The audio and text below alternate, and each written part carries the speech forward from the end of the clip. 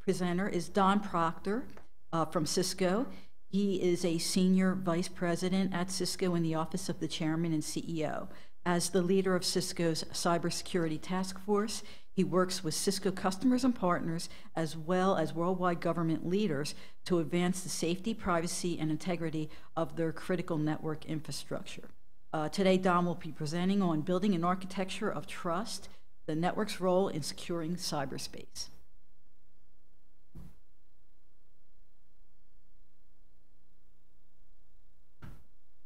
See if I can make the magic happen here.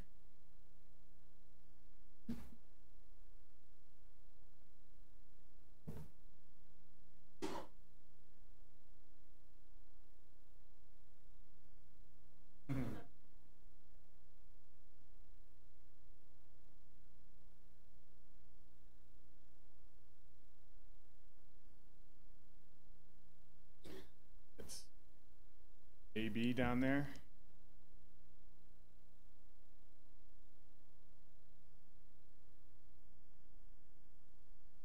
Yeah, there we go. Perfect. Thank you, sir. As Rita said, my name is Don Proctor. I work with Cisco Systems based in San Jose, California, actually going on year 20 at Cisco. I've been there since 1995. Actually have some history with this group, though. I'm here at the invitation of Rich Hintz here in the front room. I worked for Rich at the UC Office of the President in 1989. We had some interesting, vaguely subversive projects that we worked on at the time. We were catching up on over lunch. At this point, I've spent 3/4 of my career in the networking industry one way or another. And I'd like to say I got into it because of brilliant timing right between Judge Green's modified final judgment in 1984 that broke up AT&T and the National Science Foundation's lifting of the acceptable use policy on the internet in 1994 that opened the internet for commercial use. In actuality, what happened is that Rich ordered a Cisco router and asked me to figure out how it worked. Turned out to be a very happy accident in my life. We're going to talk here today about some of the emerging developments in the cybersecurity landscape, something that is top of mind for a lot of people today for a number of reasons. It is quite newsworthy. You may have noticed President Obama speaking at Stanford last month and issuing an executive order on information sharing for cybersecurity. You could debate either side of how effective that's going to be, but just to have the chief executive of the United States saying the word cybersecurity is huge progress. Also relevant to some of the people in this room, the William and Flora Hewlett Foundation gave a $45 million grant late last year, split 3 ways between Berkeley, Stanford, and MIT for cybersecurity policy research. So a lot of things unfolding in real time. When I talk about cybersecurity, I like to also include the human element. This is an arena that's populated by some pretty interesting and colorful characters. And if you dial back, we tend to think of cybersecurity as something new, a new threat that's just come out, this year, last year, 5 years ago. But in fact, we've had different versions of cybersecurity for years and years and years. Going back 70 years ago to Alan Turing. I haven't seen the movie yet, but I'm really looking forward to it. What he did at Bletchley Park in World War II in decoding the encryption provided by the German Enigma machines was, of course, a turning point in the war. We have one of these Enigma machines at the Computer History Museum in Mountain View. Don't miss CHM if you're in the neighborhood. They're pretty interesting to look at. It is primarily a mechanical encryption device, but also has an electrical system in it. Very, very advanced for its time. Back in the late 30s and early 40s, these machines were actually providing 70-bit encryption just through a mechanical process, and maybe up to 300-bit encryption if you take the electrical interfaces into consideration. So pretty sophisticated for its time. Fast forward a few years to this fellow, a guy named John Draper. Does that name mean a thing to anybody in the room? Or his picture? Ah, a couple people. Okay, we've got a couple of blue boxers in the room. So John Draper, better known as Captain Crunch. Why? Because he figured out that the plastic throwaway whistle that was in the box of Cap'n Crunch cereal in the late 60s emitted a perfect 2600 hertz tone, and that 2600 hertz tone allowed him to seize control of long-distance circuits on the telephone network and make telephone calls to whoever he wanted. Legend has it that he shared this breakthrough with a friend of his named Steve Wozniak, who put together some blue boxes of his own and led to the founding of Apple Computer. Whitfield Diffie was, at the time that he invented public key encryption in the mid-70s, an amateur herpetologist and student. What we use today on most networks for encryption goes back to the public key encryption algorithm, the Diffie-Hellman algorithm that Whit co-invented back then. I was speaking on a panel at a Marconi Awards conference a few years ago, and there was a Q&A at the end, and Whit stood up and heckled me for a few minutes, and I still maintain to this day it was the high point of my career. Somebody thought this picture looked like Edward Snowden, and he does kind of look like Edward Snowden. But this is Robert Tappan Morris, who unleashed, by mistake, so he says, the internet worm in 1988. First widespread security breach on the nascent internet at the time. His dad worked for the NSA also during the same time period. Interesting coincidence. That's Lenin. He wasn't actually directly involved, but we generally think of the cyber attack on Estonia in 2007 as being the world's first widely publicized example of cyber warfare. I've had a chance to talk to the fellow who was the Minister of Defense in Estonia during that time period a couple of times now. And he said it was very systematic because when it was all about moving the statue of Lenin from a place in the middle of town to some park on the outskirts of town. And the neighbors to the north didn't much like this. Estonia had been very advanced, is very advanced in terms of its network capabilities in the consumer domain. And it was very interesting to watch methodically the media outlets first being taken out, and then the banking system being taken out, and then one by one, different services rolled up with this, what turned out to be a huge distributed denial of service attack in 2007. And then, of course, today I've already mentioned his name. We're living in the era of Edward Snowden. I spend a ton of time in Europe, primarily in Brussels, working with the European Commission and the European Parliament and the Council of Europe on cybersecurity policy. And Snowden is a factor in every one of those conversations and in every sales engagement that we have outside of this country. I have a colleague in Europe that says there's, who has said sort of tongue-in-cheek that there's a new voting member in the European Union. It's the Principality of Snowdonia, because the impact of his disclosures has been quite grave.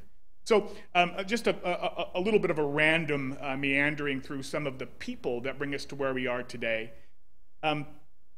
Twice a year, Cisco publishes a report called the Annual Security Report. I don't know why we call it the Annual Security Report if we publish it twice a year, but there it is. What's interesting about this report is if you think about what routers do on networks, routers are they do many things, but they're sensors. They're able to analyze traffic. They obviously have knowledge of all of the network flows, of network anomalies. And we have about maybe 70,000 customers who allow us to collect data from their deployed router sensors, anonymize it, and then draw conclusions from it, analyze it. And some of this analysis gets rolled up into this annual security report. And what I'd like to do, since this is relatively speaking hot off the presses in maybe January timeframe or so, to share a couple of the maybe more noteworthy findings from this round. And I've got the URL down there at the bottom if you want to read this report. It's easier, frankly, just to Google 2015 Annual Security Report. So one thing is that the bad guys continue to innovate at internet speed and are getting better and better at covering up their tracks. Spam has, for the last several years, been declining as a percentage of overall internet traffic, largely because spam filters, by and large, have gotten pretty good. If you have a Gmail account or if you have a Yahoo account, chances are you see a lot more incoming traffic in your spam bucket than you do in your inbox. And generally speaking, that's a good thing. However, there is a particular exploit called a snowshoe attack, in which the source uses a range of IP addresses for sending out these spam emails. And they send relatively low volumes from each IP address. And because most of the spam filters today use an algorithm that relies on known bad IP addresses or very high volumes from a single source, this kind of spam attack evades many of those spam filters. So it's not an unsolvable problem, but it's the growth industry in spam today, and allows the folks who, after all, are running a business to get more messages out into people's inboxes. You can guard against this with a reverse DNS lookup, but many spam filters today don't actually do that. Another thing that I'll come back to in a few minutes has to do with network hygiene. Many organizations still don't have a methodical process for keeping software up to date. In this statistic that we got here that came out after the Heartbleed leak last year, the Heartbleed fault, said that over half of the devices that had been indexed used a very old version of OpenSSL. That was, the Heartbleed problem had been fixed in current versions of SSL, but it had a huge impact because so much of the software was simply out of date. This is a problem on virtually every network. The one ray of hope here is that more and more software is moving into a mode that's auto-updating, or at least semi-auto-updating, where you're notified when an update is available. And in general, those kinds of operating systems and those kinds of programs tend to be less prone to this sort of exploit. Here's something that won't shock anybody in this room. And that is that, in general, chief information security officers are more confident in their organizational capability than the people actually operating the networks. Again, it's a good news, bad news story. One piece of really good news here is that 91% of the organizations surveyed said that they do have an executive with direct responsibility for security, and that's a sea change over the past few years. But if there's room for improvement here, it's really taking the conversation about cybersecurity out of the IT silo and bringing it into the boardroom. Cybersecurity needs to be part of a risk management framework at the board of directors level for any large organization. And if you don't believe me, ask the former CEO of Target or the former CIO of Target. I mean, that's a pretty big wake-up call. And then finally, one more thing. Unwittingly, us, we, you, and me, can sometimes be part of the cybersecurity problem. This has to do, certainly in some cases, with very clever social engineering exploits and spear phishing. But one thing that we've noted, which is a kind of a rising star, is this bundled malvertisement software, which often comes packaged in the form of browser extensions, which users seem to think are fairly innocuous. And in fact, sometimes the extensions are good extensions, but with a piece of malware in them that serves up bogus ads. And when the user clicks through on a bogus ad, they're directed to a website that then downloads an infection, and suddenly you're owned by a botnet. Something that's pretty insidious about this kind of exploit is that because it doesn't take over the whole machine, it's fairly hard to detect, and the user usually doesn't know there's a problem here. The machine is not behaving in an anomalous way that's obvious from the network management instruments. So certainly something to watch out for. So that's a little bit of hot off the press news. I think if we were to try to draw some conclusions about what's going on here, we can see that we're really seeing, I'll use the term tectonic shifts, that's a good California term, in at least 4 different domains. In technology, in demographics, in economic forces, and in geopolitical forces. The technology world, where a lot of us spend most of our time, we're simply seeing an explosion in the number of connected devices. Demographics. Millennials are entering the workforce in high numbers today, and they have a different expectation than you and I did entering the workforce when it comes to the kinds of devices they use and how they use technologies like social networking. Economic forces. Virtualization has been a game changer. We know that this genie is not going back in the bottle. And then finally, geopolitical forces, with all the things that means, whether it's legislation, both good and bad, how supply chains are managed, and let's face it, in the electronics world, all supply chains are global by definition, and of course, the emergence of cyber warfare. Just a couple of data points. One is that the number of mobile devices is increasing at a much higher rate than human population. And in fact, it's more and more common for people to have multiple mobile devices. If you're like me, and some of you probably are, we're the last person you want to be behind in the security line at the airport, because we don't have one mobile phone. We've got 1 or 2 mobile phones, a music player, a pad of some sort, a laptop, and go on and on. Expectation is there'll be over 5 billion mobile devices alone in the next couple of years. A lot of those, of course, also coming from the emerging world. Internet of Things used to be witty cocktail conversation for geeks, but today it's here. We're actually seeing the Internet of Things come true. I have a buddy in the San Francisco Bay Area who had a problem with his new Tesla. How did they fix it? They connected to it remotely via Wi-Fi and flashed a new software load into his car. Pretty cool. Didn't have to take it anywhere.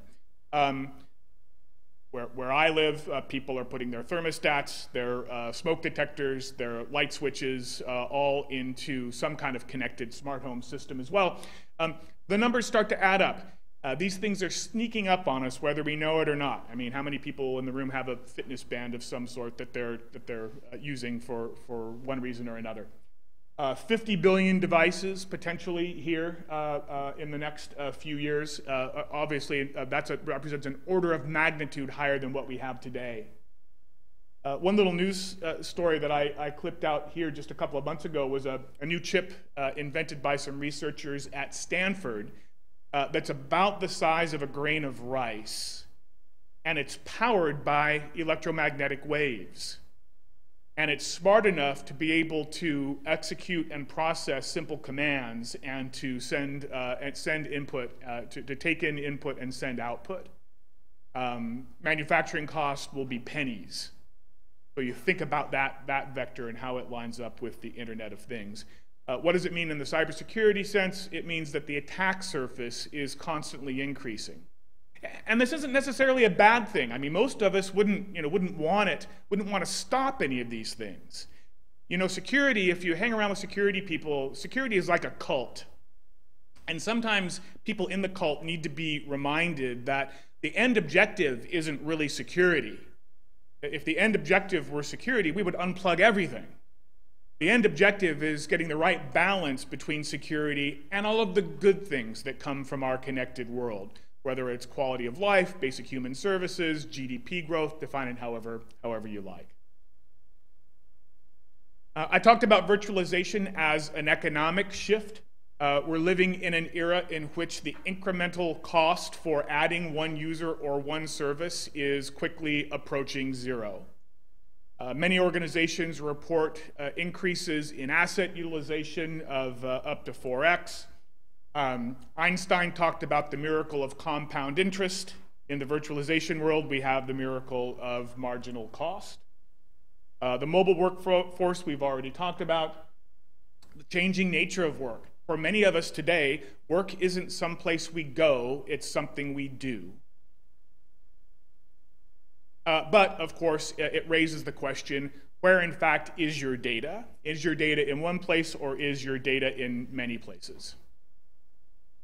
The demographic shift that I mentioned a moment ago, any of you who have millennial children, as I do, know this firsthand. I raised 3 daughters, and I would have thought that at some point during perhaps their teenage years, the telephone line would have been a contended resource. In fact, none of my daughters ever cared about the telephone line.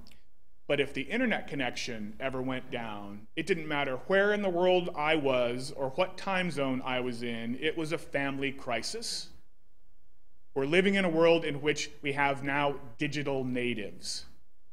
And interestingly enough, they have a different expectation. They want to use devices that they're comfortable with. They want to use software they're comfortable with. Sometimes this means that they're dragging in a piece of hardware that isn't authorized to run on your network.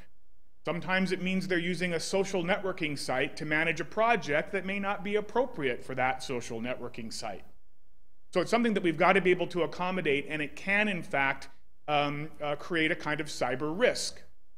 The advice that I generally give our customers is that there is certainly technology in this problem, but it is not itself a technology problem, and that what most organizations really need is a well-thought-out policy for what's appropriate use of network resources and appropriate use of things like social networks.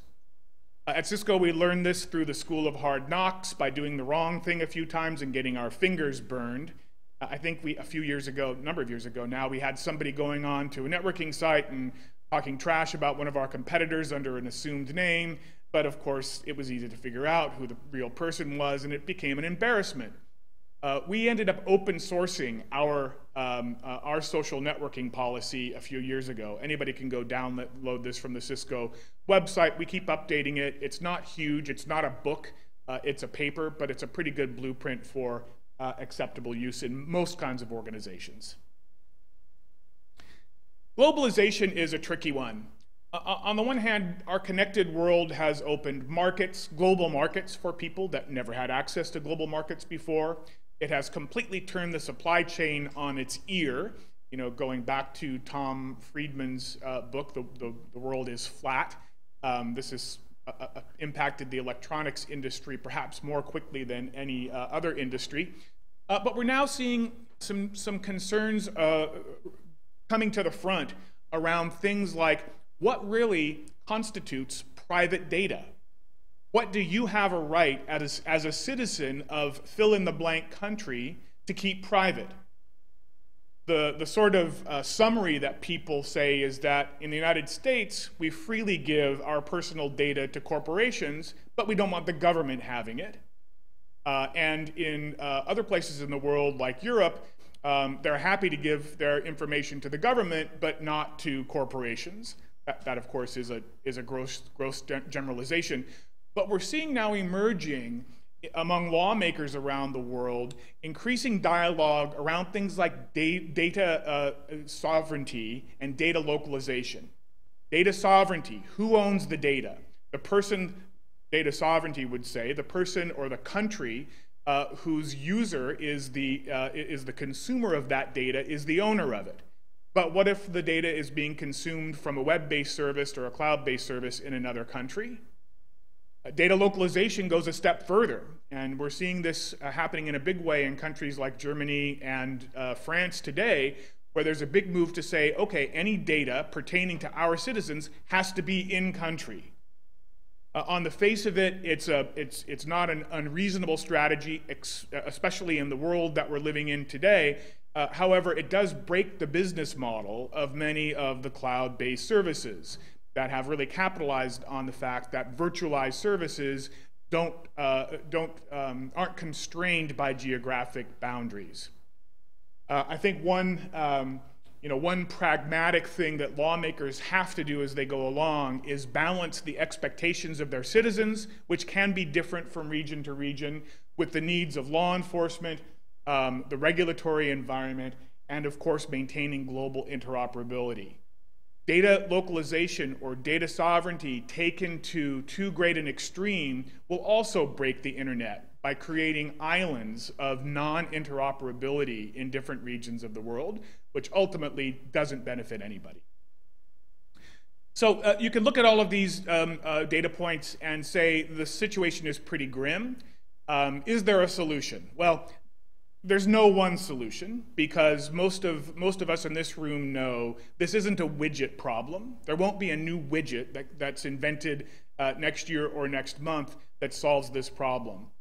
We like to think about this as an architectural challenge that requires an architectural approach. And we've developed a simple model that we call an architecture of trust, which really documents some principles that go into building sustainable, private, highly available, secure networks. Very simple model based on 3 layers: trusted processes at the bottom, trusted systems in the middle, and trusted services at the top. Again, I give you all the dubs, but if you want to read the whole white paper on this, you can Google architecture of trust. You'll notice the foundation here is processes, and it really drives home an important point. If you don't have good processes in place, the technology you bring to bear won't matter. So what do I mean by process? Well, it's simple things. Sometimes training. Training is an important process. Procurement. Procurement. There was a study published by the Office of Management and Budget a couple of years ago that audited a military network in the United States and discovered that there was a whole lot of counterfeit IT gear on this military network.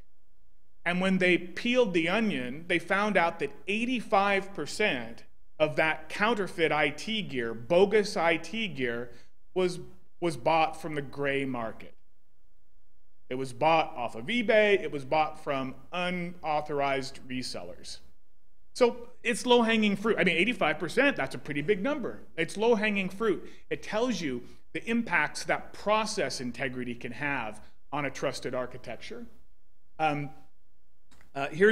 come back to my earlier comment about basic hygiene. I was talking to the chief information officer of another branch of service in the US military a couple of years ago, and he said, Don, what's the one single thing that we can do to improve the security of our network? What's the biggest thing we can do?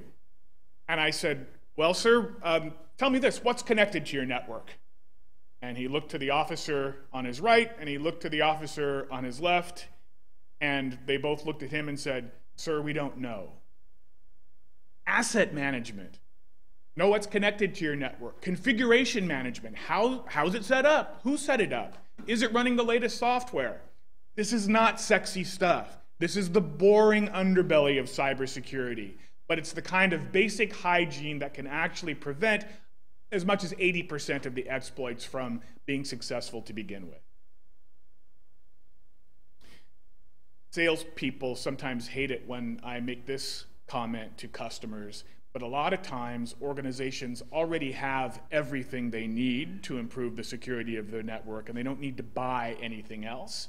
Often what they need to do is simply configure the capability they already have. In some cases, this might require a software upgrade. In some cases, it's just a matter of following industry-led best practices. And I make the point here, I said earlier, this isn't a widget problem. The embedded capability in network infrastructure, whether it's Cisco's or somebody else's, is often underappreciated.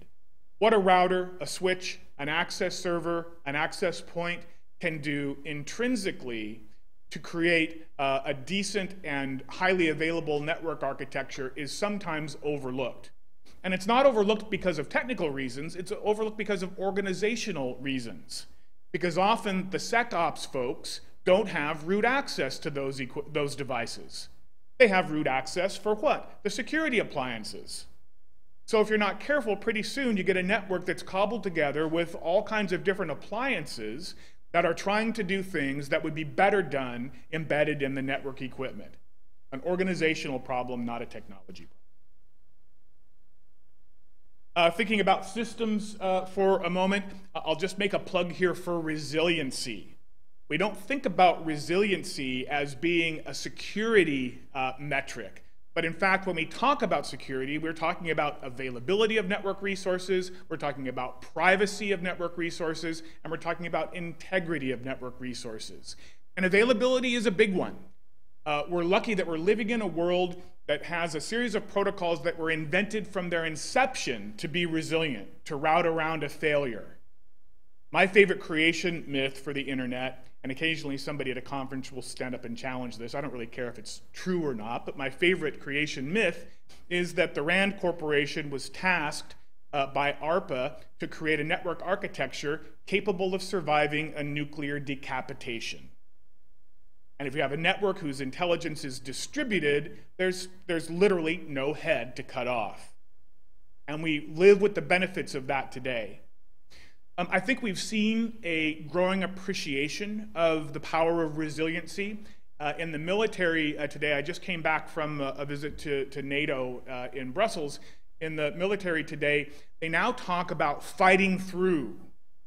It's a great metaphor. It's not preventing attacks, but it's being able to fight through in the presence of a failure or an attack, even if you have degraded resources. And so now the line in the military world is talking not necessarily about network integrity, but about mission integrity. How do we keep the mission intact, even knowing that we're constantly going to be finding new exploits and new failures in the network environment? It's the nature of the beast. And then finally, when we talk about trusted services, I mean services in the SOA sense. What are the things that you're providing for consumption by your end users? And an example in the cybersecurity realm would be policy-based access control. You know, we used to complain a lot every other Tuesday when Microsoft would distribute the latest bundle of Windows patches, a lot of which were security patches, because we'd have to go distribute all of those security patches. Now we realize those were the good old days. Now we've got multiple operating systems, we've got multiple different devices on networks, we've got people using mobile devices as their primary compute device. I work with people at Cisco who no longer use a laptop. I dream for that day. I'm not quite there yet, but that is a shift that's happening. But even in the mobile world, we're not talking about 1 or 2 operating systems. We're talking about 3 or 4 or 5 or 10. The bottom line is there simply is not enough human capital on the planet to patch the endpoint as your security strategy. Not enough human capital. But we've got to move the security control point into the network. If you were to come and visit Cisco and come and have a visit in our executive briefing center in San Jose, you would connect to our Wi-Fi network to download your email, and you'd see that the network automatically puts you into something we call GuestNet. GuestNet is our kinder, gentler term for quarantine. That means we looked up your device, we looked you up, we looked at the posture, your location, we looked at the context, maybe where you were, what door you came through, and we decided that you are an untrusted endpoint. That's okay, we still want you connected to the network, but we don't want you getting at our engineering documents or our payroll system. You can have access to the internet, but that's all. And it's a simple example of how we now have, with policy-based access control, the ability to drive more and more of that intelligence into the fabric of the network itself. A buzzword for the day, we're moving from the network access controls that we used for years and years and years to more sophisticated EVAs, endpoint access and security controls, which look at the device's configuration, its posture, its context, and whether or not it has a trusted user. So just to wrap up, and I'm happy to take any questions on this if we have time, let me boil this down into a couple of recommendations as we move forward.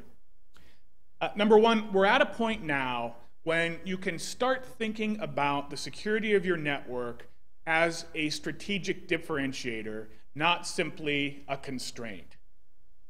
Probably if your organizations are like most organizations, your chief information security officer behind his or her back is called Dr. No, because generally that's their job, is to say you can't do that. But in fact, we're living in a world today, not to go back to the Target example again, where security is both a satisfier and a differentiator. It can actually be an asset for growth. Second, this isn't a widget problem. It requires an architectural approach, which includes not only the technology, but the people and the processes. Three, security needs to be transparent, and it needs to be informative to end users.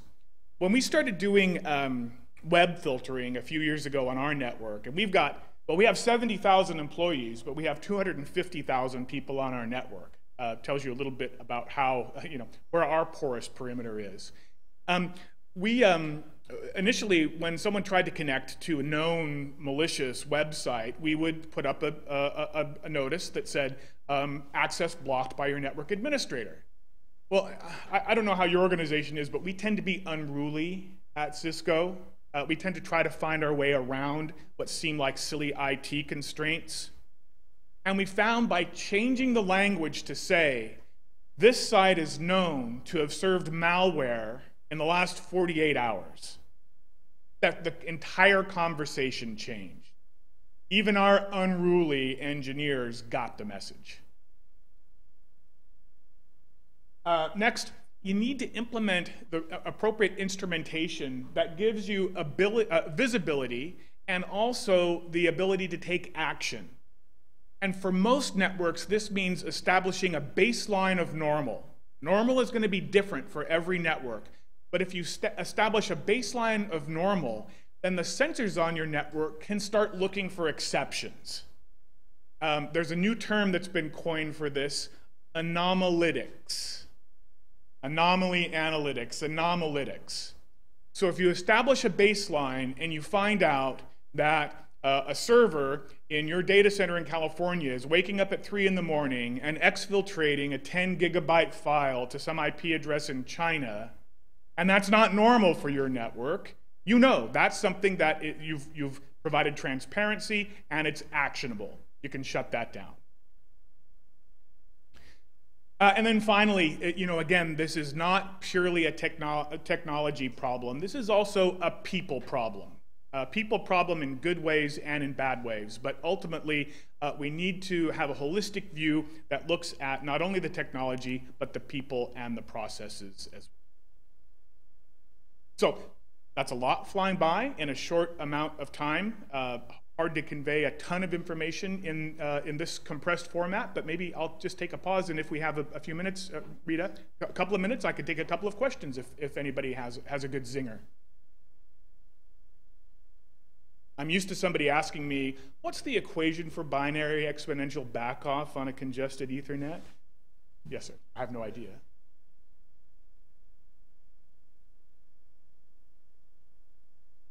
So I think in general what happens is, if you can, the question is, can I expound a little bit on this idea of establishing a baseline? So from a simple point of view, if you do traffic analysis on your network, what you're going to see is there are usage patterns. So just give you an extreme example. When I left UC in 1991, I went to work for Sybase. And Sybase was just going through its big growth spurt. And we had a completely bridged network at the time. And at 3 o'clock every day, everybody lined up for espresso. And the reason they did was because the network was down. The network was down every day at 3 o'clock. Why? That's when the backups started. And there was no baseline. But once we started baselining the network, we could see this anomaly is happening. And the problem was that because it was a flat network, all of the traffic was being congested when the backup started from all of the desktops. So if you're able to use, even if it's something simple, NetFlow. I can't say enough about NetFlow. It's not new, it's not sexy, it's not patented, it's not proprietary, it's built into every router and switch on the planet. NetFlow is your friend. NetFlow, if you aggregate the data and you're able to synthesize it with tool of your choice, that can give you an adequate baseline to constitute what's normal on your network. Other questions?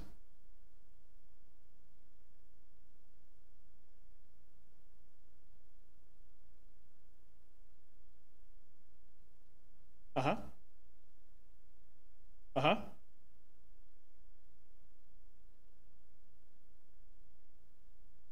Uh-huh.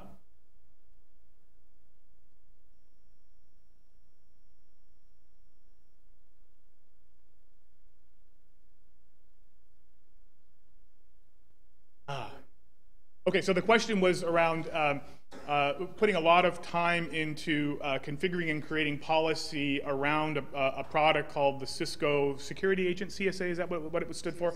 Which was later discontinued by Cisco, a business that Cisco exited. So, and as a corollary, is Cisco going to focus on the network, or are we going to continue to play it at the desktop and at the device level too? And the answer is going to be a little bit of both. Now, I don't make the call on which products to shoot and which ones not to shoot. That's always a crisis. Every product manager at Cisco knows if you want to blow out your bookings forecast, announce an end of life, because suddenly that's the product that everybody can't live without.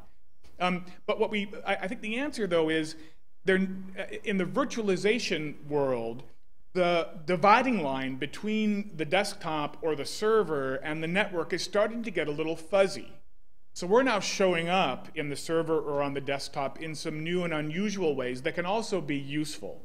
For example, the AnyConnect client, the VPN client that now comes on any Macintosh, Windows PC, iOS device, Android device, can give you a lot of control and a lot of analytics about what's happening on your network. In the data center world, we have a virtual switch that can live on the server and provide a virtual network connection to each of the virtual machines that are running on that physical server. So I think you'll see Cisco continue to push into the endpoint in an appropriate way. And of course, as a consumer of these things, deciding what's appropriate and what's not is always a bit tough. I'll tell you what I used to do. When I was a customer, I never listened to the marketing people. Who I listened to were the IT people. And if you go to San Jose and have an executive briefing center engagement, ask to talk to Becky Jacoby, ask to talk to John Manville, ask to talk to one of the people, Guillermo Diaz, who runs the Cisco network. The guy who used to do this when I was a customer was a guy named Al Ederman, great guy. I'd say, hey Al, what about that new ATM module on the AGS Plus? I'm thinking about using that on my backbone. He'd say, oh yeah, Don, that's a really interesting product. We've got it in the lab, but we're not using it yet. I knew exactly what that meant. And I'm sorry that you were inconvenienced by Cisco discontinuing that. Good. Happy ending. Perfect. Thank you very much.